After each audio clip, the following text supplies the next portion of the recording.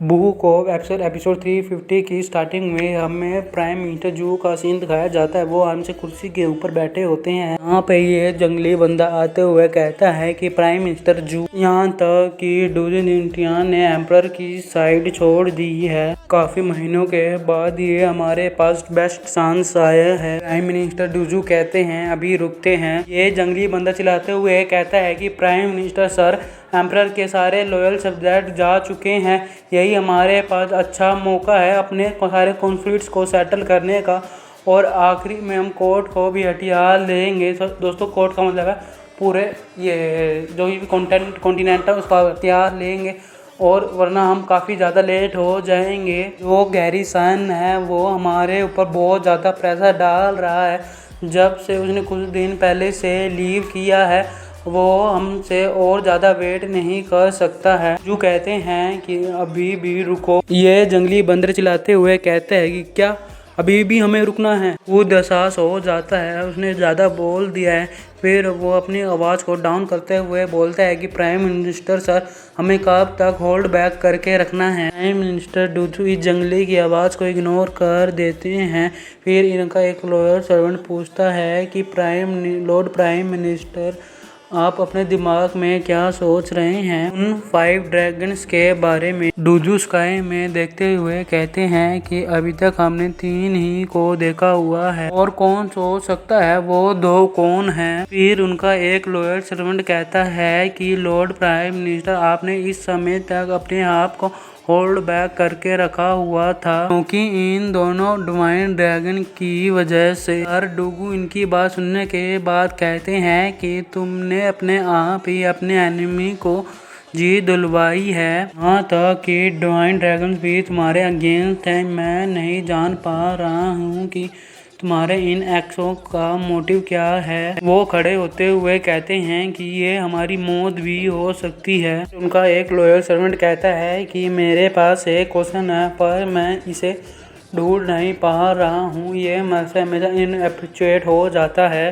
जितना मैं जानता हूँ आपकी तरह ही बहुत ज़्यादा मैन पावर होती है, और आपसे तरह ही काफ़ी दूर तक ट्रैवल कर लेते हैं। इससे भी कोई फ़र्क नहीं पड़ता है कि टैन्यू में क्या हो रहा है।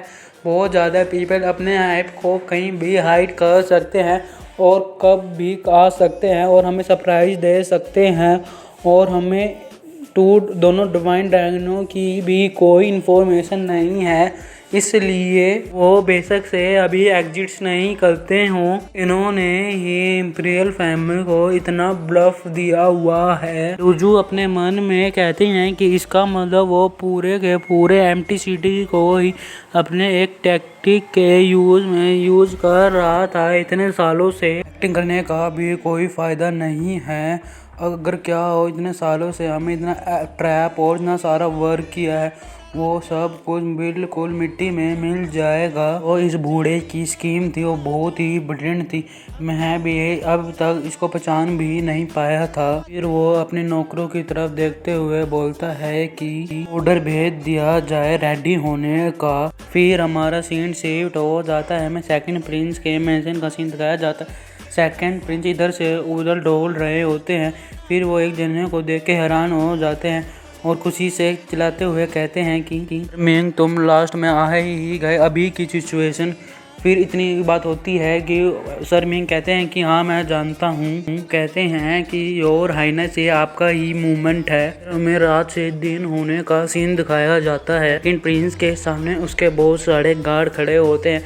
फिर वो कहता है कि अब बात करने का कोई भी इतना फ़ायदा नहीं है। अपने मन में कहता है कि सेकंड प्रिंस अपने हार्ट को अपनी स्लीव के ऊपर पहनता है। ये कैसे एक रूलर का मटेरियल हो सकता है? ऐसे फादर के पास इतने गर्म दिमाग का बच्चा कैसे हो सकता है? सेकंड प्रिंस चिल्लाते हुए कहता है कि रिपोर्ट कहाँ है और सिचुएशन का क्या हाल है। एक गार्ड चिल्लाते हुए बोलता है कि और डोगू आर्मी काफ़ी महीनों से मार्चिंग कर रही है, और वो काफ़ी लेग्स दूर अवे है यहाँ से। जो डोगू जंटियान है वो एक 4 टाइगर है टैन्यू के। अगर वो भी यहाँ पे टाइम पे आना चाहे तो वो भी नहीं आ पाएंगे और वो खुशी के मारे कांप रहा होता है और कहता है कि सही में। फिर वो खुशी से हंसते हुए कहता है कि डूगू अर्मी यहाँ से सही में जा चुकी है।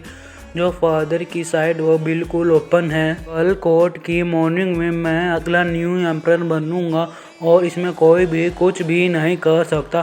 फिर वो हंसने लगता है। अरे गार्ड चिल्लाते हुए कहते हैं कि यस योर मैजेस्टी, हमारे एम्परर की लाइफ बहुत लंबी हो। उसी से कांपते हुए कहता है कि मेरे पास 30,000 गार्ड हैं और सिटी में बस 3,000 गार्ड हैं। चलो अब देखते हैं अब कौन कहता है कि मैं रूल करने के लिए फिट नहीं हूँ जब मेरे हाथ में इंपीरियल पैलेस होगा। फिर वो चिल्लाते हुए कहता है कि कमांडर 30,000 गार्ड्स की आर्मी तैयार करो, हमें पैलेस पे अटैक करना है और फादर को अपनी सीट छोड़ने के लिए फोर्स करना है। सारे ऑफिसर्स को पकड़ लेना है। मैं कोई भी केओस नहीं चाहता हूँ।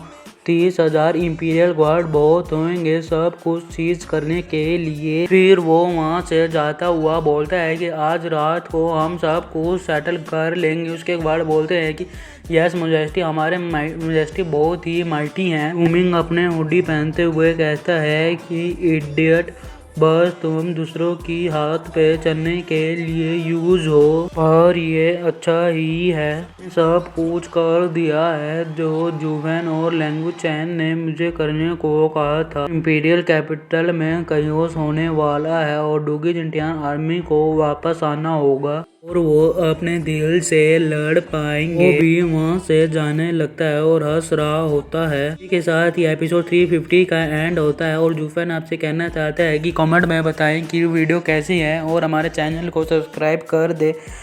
थैंक यू दोस्तों, बाय बाय। और आप हमारी सारी वीडियो देख लिया करो। बाय बाय दोस्तों।